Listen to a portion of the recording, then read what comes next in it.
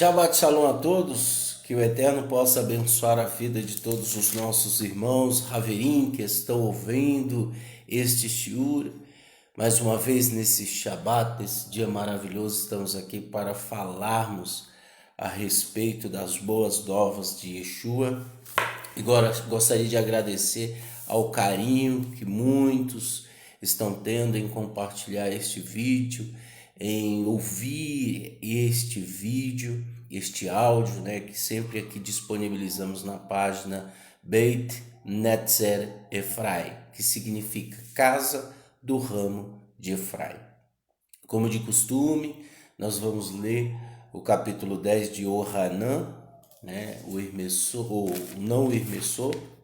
Yohanan, ele era o discípulo amado de Yeshua, a qual ele mesmo fala sobre isso.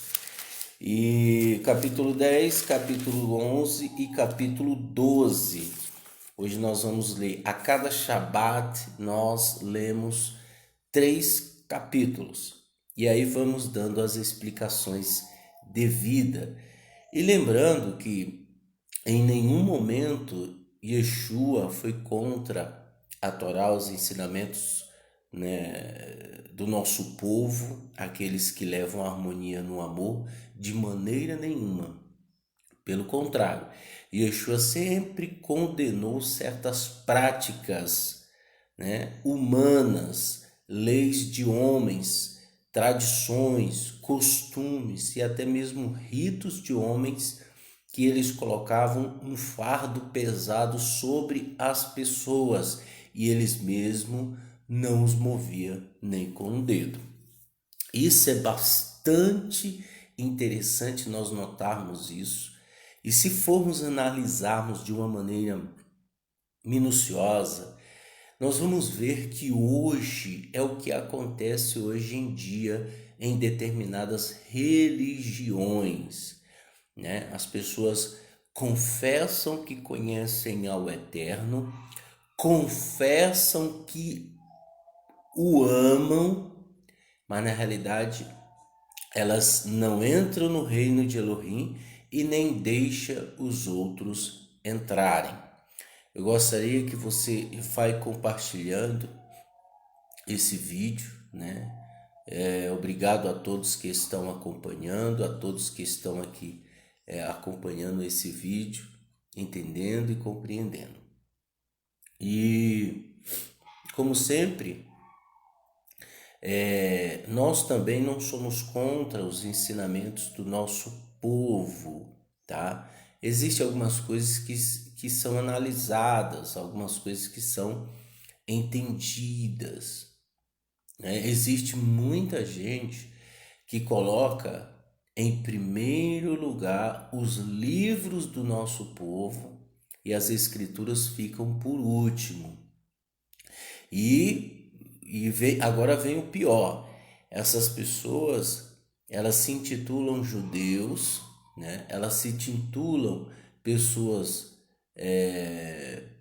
oriundas do nosso povo e na realidade não são, porque no judaísmo a criança ela nasce e assim quando ela entende o que ela já sabe o que é leitura, ela começa a ler o livro de Vaikra, de Levítico.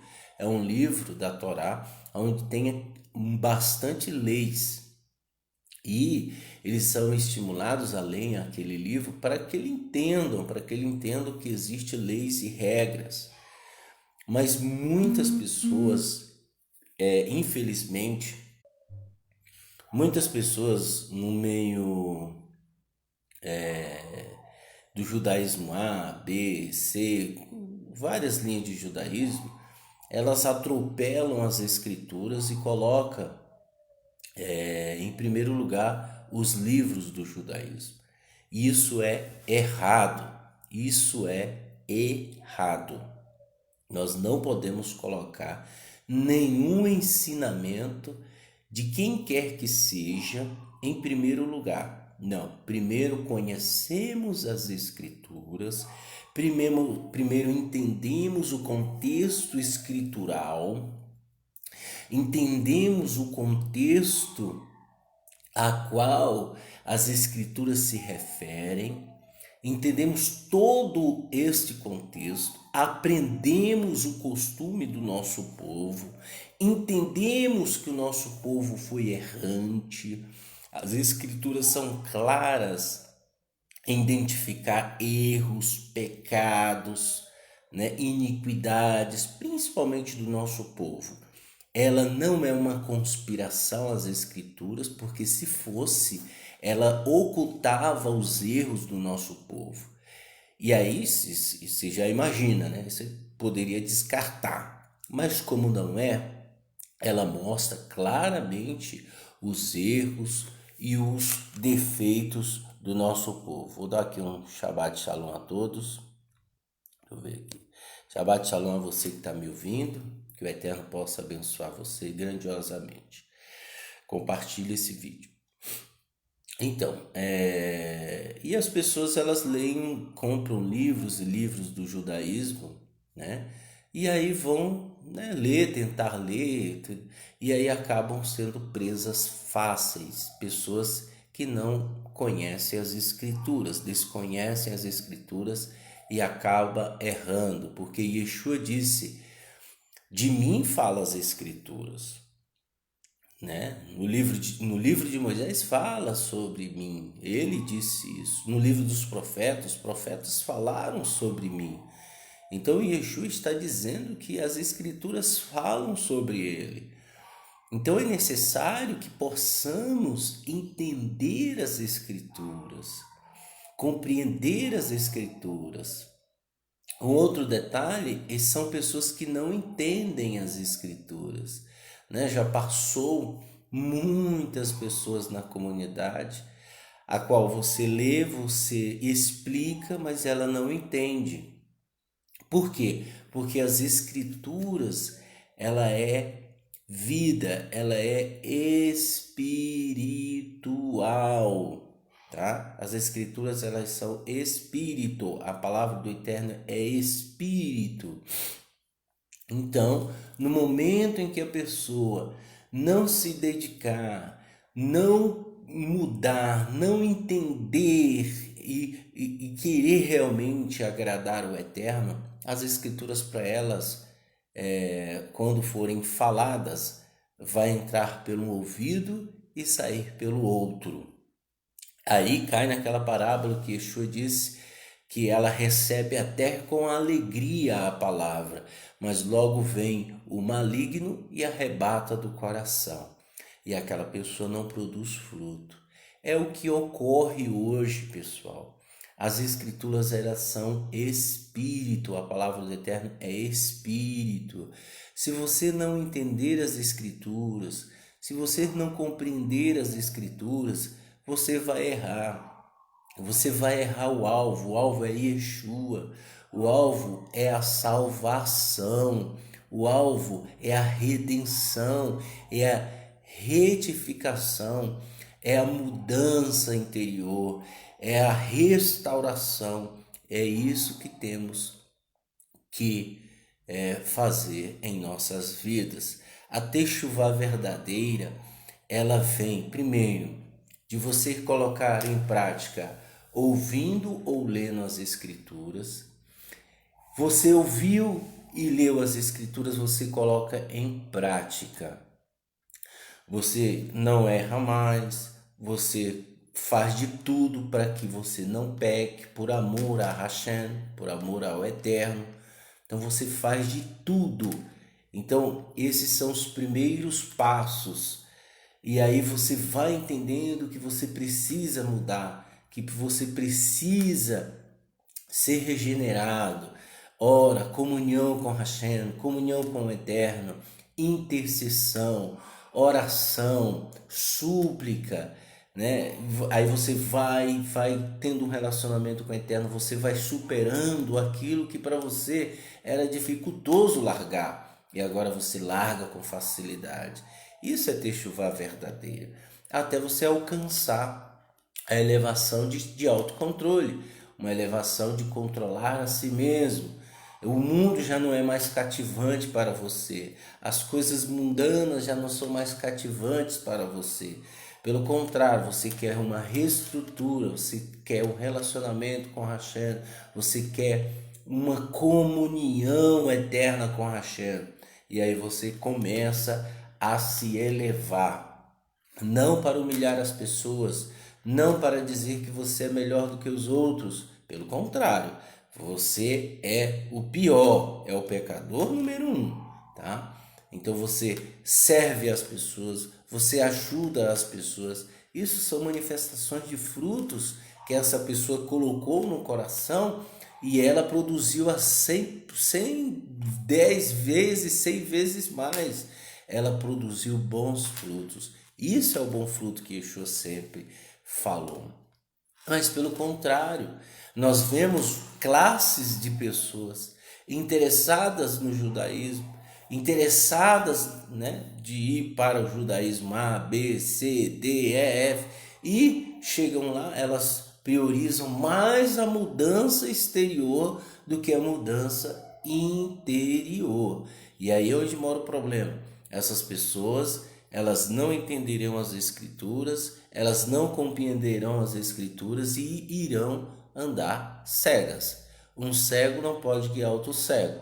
Então ela não vai produzir frutos dignos de arrependimento. Pelo contrário, mais tarde ela vai se rebelar. Mais tarde ela vai disseminar o mal no meio da comunidade. Mais tarde ela vai aprontar e fazer alguma coisa. Porque esse é o intuito de uma pessoa que não quer mudança interior.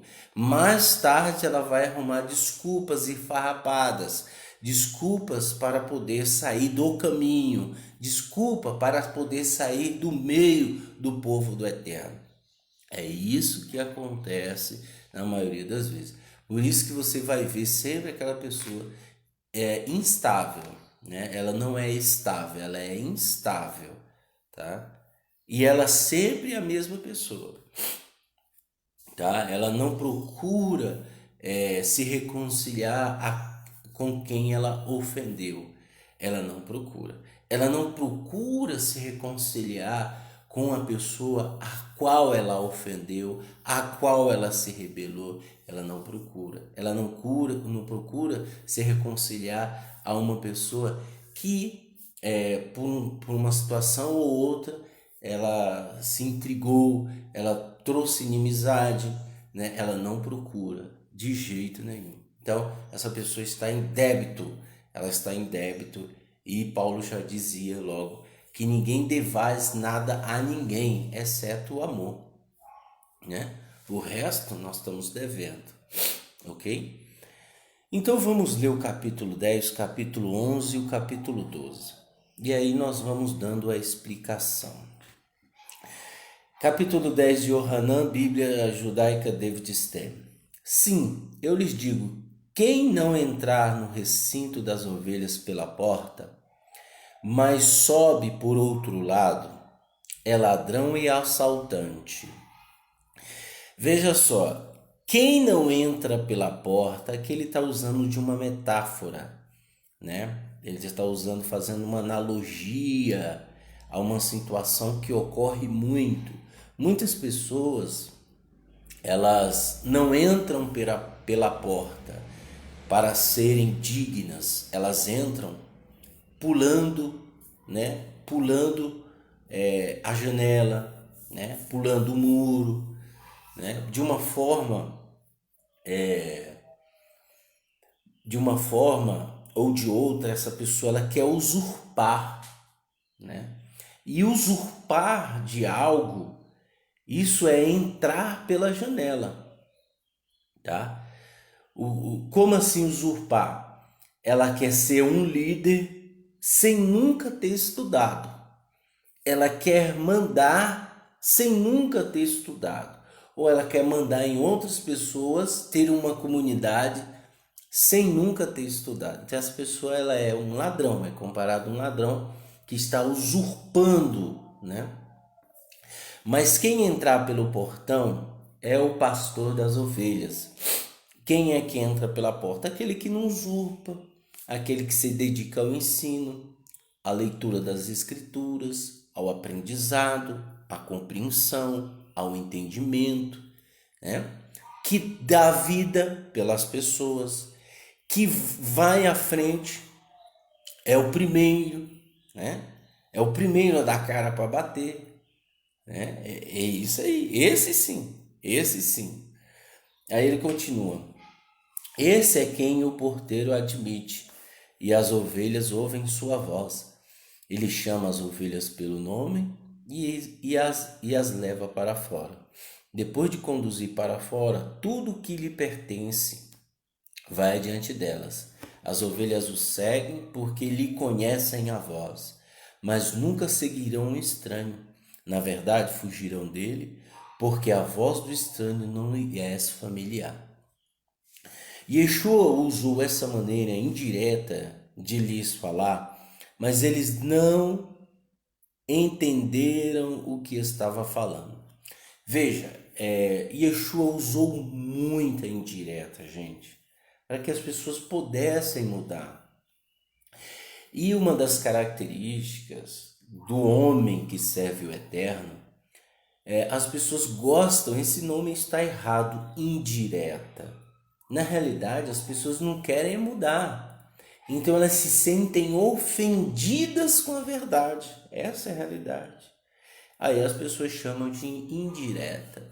Ah, você está jogando indireta? Não, se serviu para você, como dizia já o ditado, se a carapuça serviu para você, é para você.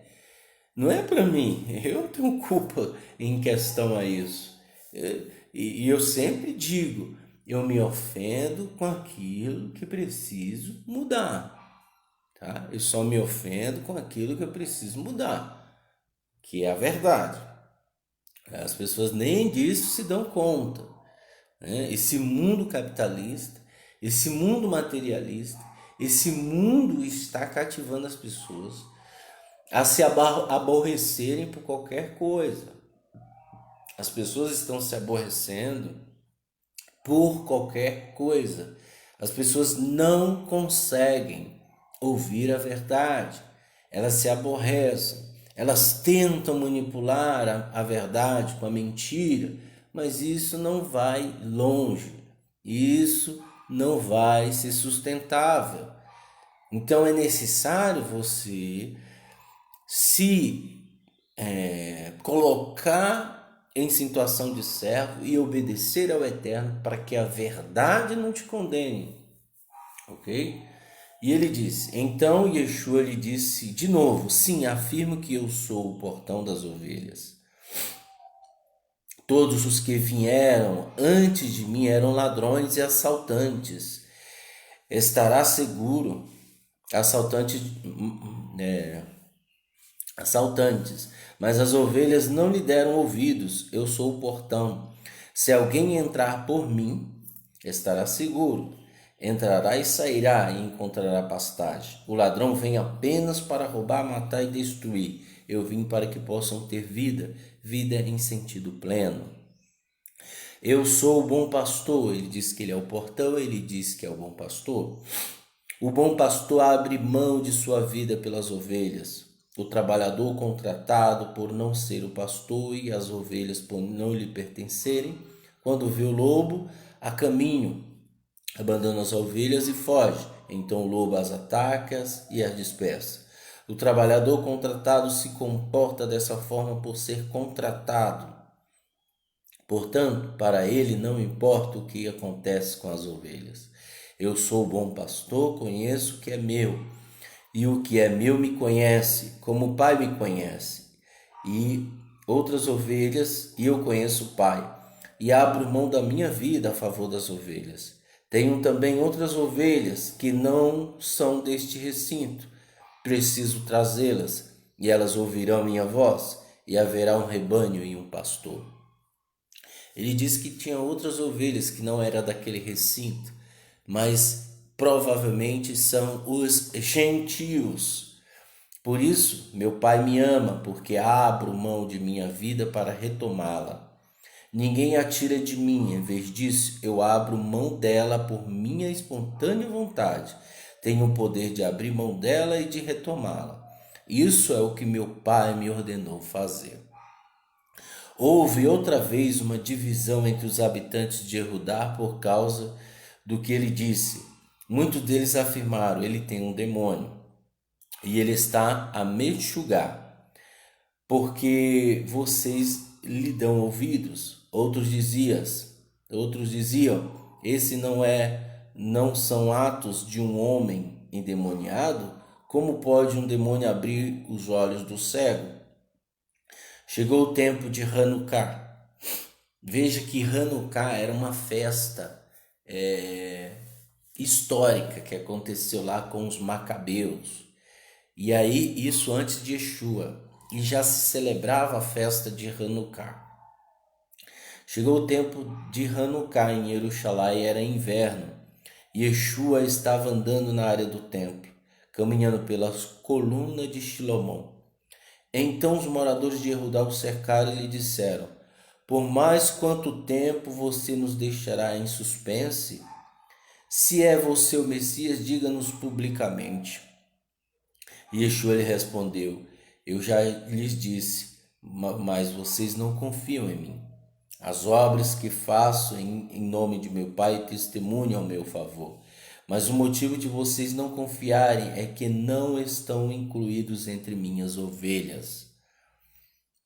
Minhas ovelhas ouvem minha voz, eu as conheço, elas me seguem. E lhes dou vida eterna. Elas nunca serão destruídas, e ninguém pode arrancá-las das minhas mãos. Então, outro detalhe aqui que nós estamos vendo aqui é que as ovelhas ouvem a voz de Yeshua. Quem é e faz parte do recinto, né, do pasto de Yeshua, né, do pastoreado de Yeshua, conhece ele as conhece.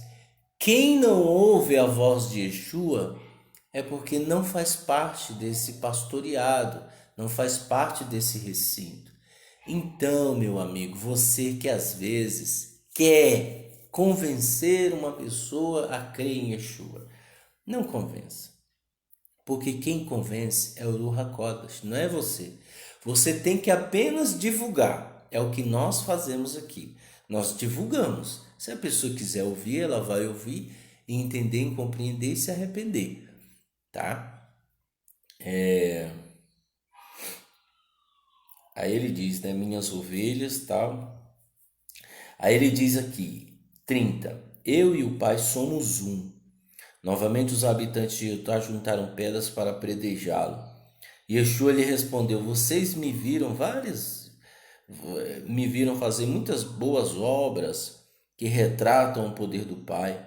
Por qual delas querem me apedrejar? Nós vamos apedrejá-lo por nenhuma boa obra, mas por blasfemar, porque você, um simples homem, se apresenta como Elohim. Yeshua lhe respondeu: não está escrito na sua Torá, vocês são Elohim? Se ele chamou deuses a quem veio a palavra de Elohim, e o Tanar não pode ser anulado, então vocês estão dizendo: a quem o Pai se separou e enviou ao mundo, você está cometendo blasfêmia. Só porque disse: sou um filho de Elohim? Olha só, e é verdade. E o Eterno fala que nós somos Elohim. E está lá também em Salmos, capítulo 82, 6. É daí que vem a teoria, pessoal, de deuses da Grécia, tá? Da Grécia. Isso é um outro assunto. Então, vocês estão dizendo: a quem o Pai separou e enviou ao mundo. Se eu não realizo a obra que retratam meu Pai, não confio em mim. Mas se o faço, então mesmo que não confie em mim, confie nas obras, para que possam entender de uma vez por todas que o Pai está unido a mim e eu estou unido ao Pai. Outra vez tentaram prendê-lo, mas ele se livrou das mãos deles. Então Yeshua atravessou novamente ao Iadem e foi para o lugar onde Yohanan emergia e permaneceu ali. Muita gente foi até ele e disse: Yohanan nunca fez nenhum milagre, mas tudo o que ele disse a respeito desse homem era verdade. E ali muitas pessoas depositaram a confiança em Yeshua. Capítulo 11. Certo homem adoeceu. Seu nome era Elazar de Beit Anhá, a vila de Miriam e Marta. Esta Miriam era irmã de Elazar. É a que derramou perfume sobre o Senhor e lhe enxugou os pés com os cabelos. Então as irmãs enviaram uma mensagem a Yeshua: Senhor, o homem que você ama está doente. Ao ouvir isto, ele disse: essa doença não acabará em morte, mas não, ela é para a glória de Deus, para que o Filho de Deus possa receber glória por meio dela. Yeshua amava Marta, a irmã dela. E Elazar, portanto, ao ouvir falar que Elazar estava doente, permaneceu mais 2 dias onde estava. Depois disso, disse aos talmidim: vamos voltar para Yehudá. Os talmidim replicaram: Rabi, há poucos os moradores de lá tentaram apredejá-lo, e assim mesmo você quer voltar para lá? Yeshua respondeu: o dia não tem 12 horas?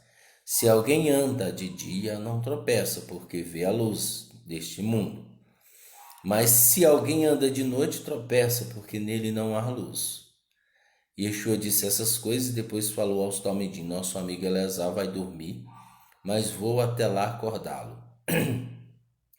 Os talmidim disseram: Senhor, se ele foi dormir, vai melhorar. Yeshua tinha usado a expressão para falar a respeito da morte de Elazar, mas eles pensavam que Yeshua estava falando literalmente de sono. Então Yeshua lhe disse de forma clara: Elazar morreu, e por causa de vocês estou contente por não ter estado lá, para que vocês venham a confiar. Vamos até ele. Então Teomar, seu nome significa gênio, disse aos companheiros: sim, vamos, também para morrer com ele. Ao chegar, Yeshua descobriu que Elazar estava no sepulcro havia 4 dias. Beit Anhá distava pouco mais de 3 quilômetros de Jerusalém. E muitos habitantes de Judá tinham ido visitar Marta e Miriam para confortá-las pela perda do irmão. Por isso, quando Marta ouviu que Yeshua estava chegando, foi ao encontro dele, mas Miriam ficou em casa cumprindo o período de Shiva. Marta disse a Yeshua: Senhor, se você estivesse aqui, meu irmão não teria morrido. Mesmo agora sei que tudo que pedi a Deus, ele lhe dará. Yeshua lhe disse: seu irmão vai ressuscitar. Marta disse: eu sei que ele vai se levantar outra vez na ressurreição no último dia. Disse-lhe Yeshua: eu sou a ressurreição e a vida. Quem depositar confiança em mim viverá até que morra, ainda que morra. E quem viver e confiar em mim jamais morrerá. Você crê nisso? Ela lhe disse: sim, Senhor. Creio que você é o Messias, o Filho de Deus, e que deveria vir ao mundo. Depois de dizer isso, ela foi para casa e, chamando particularmente Miriam, disse: o Rabi está aqui e chama você. Ao ouvir isso, Miriam se levantou e foi ao encontro dele. Yeshua ainda não tinha encontrado na vila, mas estava no lugar onde Marta o encontrara. Quando os moradores de Judá que estavam com Miriam na casa, confortando-a, notaram que ela se levantou depressa e saiu, seguiram-na, pensando que ela ia ao sepulcro para chorar ali.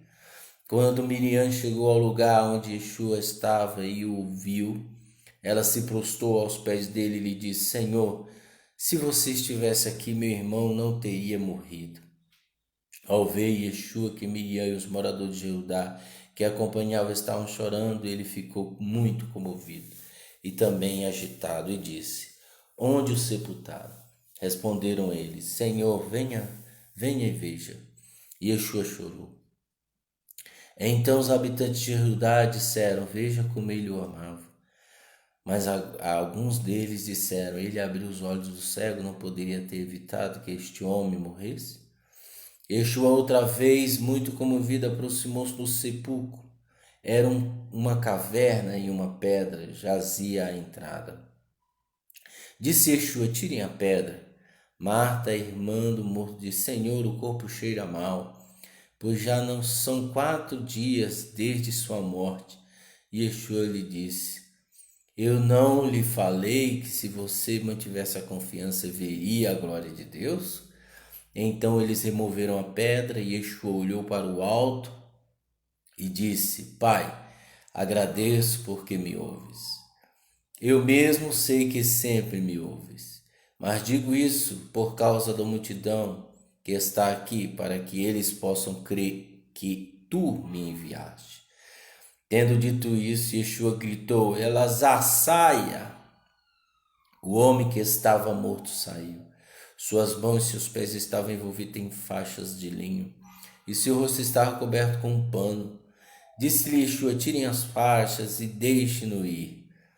Muitos moradores de Judá que tinham vindo visitar Miriam, vendo o que Yeshua fez, confiaram nele. Mas alguns deles foram contar aos parushim o que tinha feito. Então os principais Kohanim e os parushim convocaram uma reunião no Sanhedrin e disseram: o que faremos? Esse homem está realizando muitos milagres. Se o deixarmos seguir caminho, todos confiarão nele e os romanos virão e destruirão o templo e a nação. Mas um deles, chamado Caiafa, o Kohen Hagadol, daquele ano, disse-lhe: vocês não sabem de nada. Não veem que é melhor que morra um homem a favor do povo, para que toda a nação não seja destruída? Entretanto, ele não disse isso por incentivar própria, mas por ser o Kohen Gadol daquele ano. Estava profetizando que Yeshua deveria morrer a favor da nação, e não apenas por aquela nação, mas também para reunir os filhos de Elohim que estão espalhados. Daquele dia em diante fizeram plano para matá-lo. Por essa razão, Yeshua não andava mais publicamente entre os moradores de Yehudá. Em vez disso, retirou-se para uma região próxima do deserto, para a cidade chamada Efraim, onde ficou com os Talmidim. Lá no deserto, chamada Efraim. Muito interessante isso. Efraim. Ao se aproximar a festa do Pêssah dos habitantes de Judá, muitos subiram naquela região para Jerusalém a fim de realizar a purificação cerimonial antes do Pêssah. Eles estavam procurando Yeshua e, enquanto estavam na área do templo, diziam uns aos outros: o que vocês acham? Será que ele não virá à festa? Além disso, os principais Kohanim, os Perushim, tinham ordenado que se alguém soubesse do paradeiro de Yeshua, deveria informá-los para que pudesse prender. Capítulo 12. 6 dias antes do Pêssah, Yeshua chegou ao Beit Anhai, onde Elazar vivia, o homem a quem Yeshua ressuscitou dos mortos. Eles prepararam um jantar em honra a Yeshua. Marta servia a refeição, enquanto Eleazar estava à mesa com ele. Miriam pegou um quartilho de óleo de nardo puro, que é muito caro, derramou sobre os pés de Yeshua e os enxugou com seus cabelos, de modo que a casa se encheu com a fragrância de perfume. Mas um dos Talmidim Yehudá Criote, que mais tarde iria traí-lo, disse: este perfume vale um salário de 1 ano de trabalho. Por que não foi vendido e o dinheiro dado aos pobres? Ele, porém, não falou isso pela preocupação com os pobres, mas por ser ladrão. Ele era responsável pela bolsa de dinheiro e costumava roubar dela. E Yeshua disse: deixa-o em paz. Ela guardou isso para o dia do meu sepultamento. Vocês sempre terão os pobres consigo, mas nem sempre terão a mim. Uma grande multidão de habitantes de Judá descobriu que Yeshua estava ali. As pessoas vieram não apenas por causa de Yeshua, mas também para ver Elazar, a quem ele ressuscitou dos mortos. Os principais Kohamim vieram então, planos para se livrar também de Eleazar. Por causa dele, muitos moradores de Judá estavam deixando seus líderes e depositaram a confiança em Yeshua. Tá vendo? Essa é a preocupação do sistema, né? De perder pessoas que sustentam o local. No dia seguinte, a grande multidão que veio para a festa ouviu que Yeshua estava a caminho de Jerusalém. Pegaram ramos de palmeiras e saíram ao encontro dele, gritando: liberte-nos! Bendito é o que vem em nome de Adonai, o rei de Israel. Depois de encontrar um jumentinho, Yeshua montou nele, como o Tanar diz. Aonde está escrito isso? Em Zacarias, capítulo 9, verso 9. Filha de Sion, não tenha medo, veja, seu rei está vindo, sentado em um jumentinho. Isso é profético, gente. As pessoas que estavam acompanhando aquilo, que eram verdadeiras, que confiaram em Yeshua, sabiam das Escrituras, entendiam as Escrituras. As Escrituras falavam que aquele tempo era contemporâneo, apropriado para que Yeshua aparecesse. E é por isso que Zacarias profetizou a respeito dessa profecia, que se cumpriu nesse dia. Os talmidim não entenderam isso a princípio, mas depois que Yeshua foi glorificado, eles se lembraram de que o Tanar diz a respeito dele, de que ele fez isso por eles. O grupo que estava com ele quando chamou Elazar para fora do sepulcro e o ressuscitou dos mortos continua a falar sobre isso. Também por causa disso a multidão saiu ao encontro dele. Ouviram que ele realizou esses milagres. Os perushim disseram entre si: olhem, vocês não estão chegando a lugar algum, o mundo todo vai atrás dele. Entre os que tinham ido adorar a festa, estavam alguns judeus de língua grega. Eles se aproximaram de Filipe, que era de Beit Tsedai, de Galile, com um pedido: Senhor, eles disseram, queremos ver Yeshua. Filipe foi e disse a André, e então André e Filipe foram e disseram a Yeshua. E Yeshua lhe deu esta resposta: chegou a hora de o Filho do Homem ser glorificado. Sim, eu lhes digo, a menos que o grão de trigo caia na terra e morra, permaneça apenas um grão. Mas se morrer, produzirá uma grande colheita. Quem ama a sua vida, a perder, mas quem odeia a vida neste mundo, a manterá segura para a vida eterna. Se alguém me serve, deve me seguir, e aonde estou, meu servo também estará. Meu Pai honrará a quem me serve. Agora estou agitado. O que posso dizer? Pai, salva-me desta hora? Não. Por esta razão é que vim a esta hora. Direi isto, Pai, glorifica teu nome. Então veio um bat-call do céu. Eu glorifiquei antes e o glorificarei novamente. A multidão que ali estava e ouviu disse que tinha trovejado. Outros disseram, um anjo lhe falou. E Yeshua respondeu, esta voz veio não por minha causa, mas por causa de vocês. Chegou a hora de este testemunho ser julgado. Agora será expulso o governante deste mundo. Quanto a mim, quando for levado da terra, atrairei todos a mim. Ele disse isso para indicar o tipo de morte que sofreria. A multidão respondeu, aprendemos a Torá que o Messias permanecerá para sempre. Como você diz, o Filho do Homem precisa ser levantado. Quem é esse Filho do Homem? Yeshua lhe disse, a luz estará com vocês por mais um pouco de tempo. Andem enquanto tem luz. ou as trevas o surpreenderão, pois quem anda nas trevas não sabe onde vai. Enquanto você tem luz, ponha a sua confiança na luz, para que se tornem pessoas da luz. Yeshua disse essas coisas, saiu e se ocultou deles.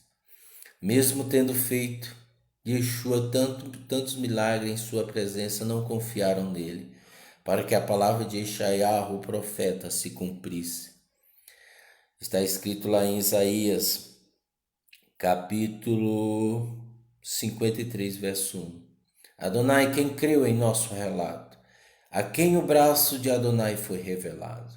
A razão pela qual não podiam crer era, não disse Eshaiah em outro lugar? Isaías capítulo 6, versículo 10. Cegou-lhe os olhos e endureceu-lhes o coração, para que não vejam com os olhos, nem entendam com o coração, nem façam techuvá, para que eu os cure. Eshaiah disse essas coisas porque viu a Shekhinah de Yeshua e falou sobre ela. Ainda assim, muitos líderes puseram confiança nele, mas por causa dos perushim, não diziam abertamente com medo de serem banidos das sinagogas. Yeshua declarou em público: quem põe a confiança em mim não confia apenas em mim, mas em quem me enviou. Também quem me vê quem me enviou. Eu vim como luz ao mundo para quem confiar em mim não permaneça nas trevas. Se alguém ouve o que digo e não obedece, eu não o julgo, porque não vim para julgar o mundo, mas para salvá-lo. Quem me rejeita quem me rejeita e não aceita o que digo tem um juiz. A própria palavra que falei o julgará no último dia. Porque não falei por incentivo próprio, mas o Pai me enviou e me deu uma ordem. Isto é, o que dizer e o que falar. Sei que seu mandamento é a vida eterna. Portanto, digo simplesmente o que o Pai me mandou dizer. Bem, aqui nós lemos os 3 capítulos. Agora nós vamos ler o capítulo 13, capítulo 14 e o capítulo 15. Nós vamos entrar aqui na prisão de Yeshua no próximo Shabat. Tá? E aqui a gente vê claramente que as pessoas tinham medo de serem expulsas das sinagogas por confiar em Yeshua. A gente vê claramente isso. A gente vê um sistema corrompido, um sistema corrupto, tá? Os parushim, os saduceus, os mestres da Torá daquela época estavam corrompidos, tá? E é por isso que você não vai ver nenhum judeu falando sobre a destruição do segundo templo, o que realmente aconteceu na destruição do segundo templo. Tá, pessoal? Isso é muito sério. E quando o judeu, ou o judaísmo, tradicional ortodoxo, oculta isso das pessoas, eles estão querendo se beneficiar lá na frente de alguma coisa. Então, o que nós devemos fazer? Tomar bastante cuidado. Mesmo que essas pessoas, é isso que eu vou falar, mesmo que essas pessoas pertençam, nós vemos aqui que muitos pertenciam ao judaísmo, muitos pertenciam, mas não eram ovelhas do Eterno, tá? Porque queriam matar Yeshua. Eram pessoas infiltradas que se beneficiaram de certas posições e que tinha a aprovação do povo. Não eram pessoas, qualquer pessoa, não era qualquer pessoa, eram pessoas à vista do povo eruditas e sábias, pessoas inteligentes, mas que não pertenciam ao rebanho do Eterno. Não pertenciam, não eram aprovadas por Hashem.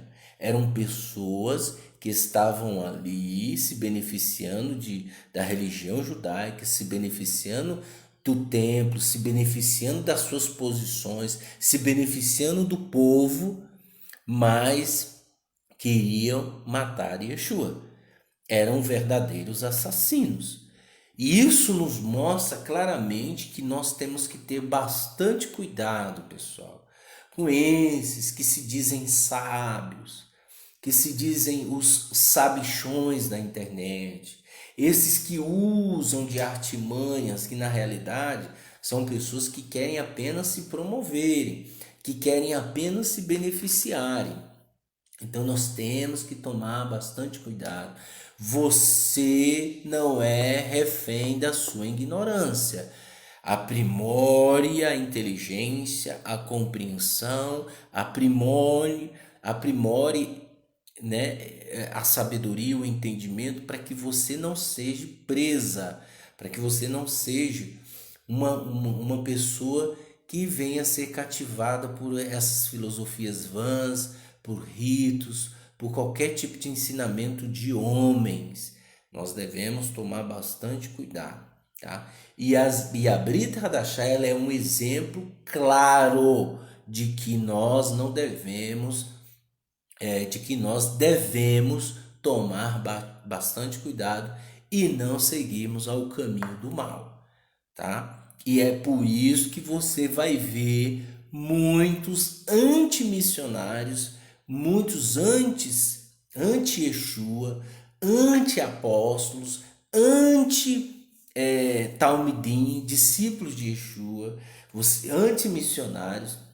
Você vai ver eles dizendo que a Brit Hadashah é um livro de Roma. E não é, pessoal. Tá? Por isso que a gente aqui, por amor, né? Por amor às ovelhas perdidas da casa de Israel, nós estamos disponibilizando esses áudios, né? Os estudos das cartas, né? Se você quiser ver os outros estudos das cartas de Paulo, né?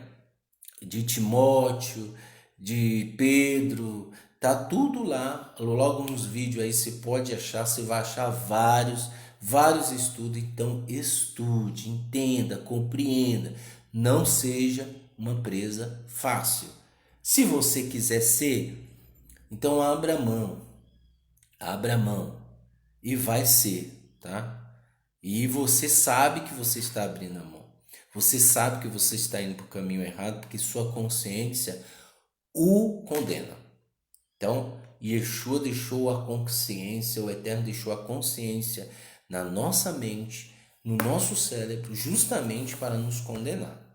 E se você quer seguir esse caminho fácil, siga, não tem problema nenhum. Você é livre, você pode decidir. Porém, você tem que saber do preço que vai vir sobre a sua vida se você decidir seguir o que é errado, tá? Não crie uma sensação de impunidade, achando que não virá justiça sobre sua vida. Se você criar uma situação de impunidade, achando que não virá justiça sobre você, você é um lunático, você é um doido, porque tudo na vida tem regras. E como o Eterno não vai ter, né? Se você tira sua habilitação, tem regras concernente à legislação de trânsito. Se você matar, roubar, furtar, tem as leis que vai te condenar. Então, na vida tem regras. Nas regras familiares, leis familiares que você herdam dos seus familiares, do seu pai, de sua mãe. Então, tudo na vida tem regras. Com o Eterno não vai ter? É pior ainda. Então não ache que se você fizer algo, você vai estar resultando e vai criando uma situação de impunidade que nada vai te acontecer. Vai acontecer sim. E pior, 7 vezes mais. Então tome bastante cuidado com isso. Entenda e compreenda. Essa consciência tem que ser esmiuçada na sua cabeça para que você não faça coisas erradas e viva errante. Que o Eterno abençoe a todos grandiosamente, em nome de Yeshua Mashiach, Beshem Yeshua Mashiach. Amém e amém.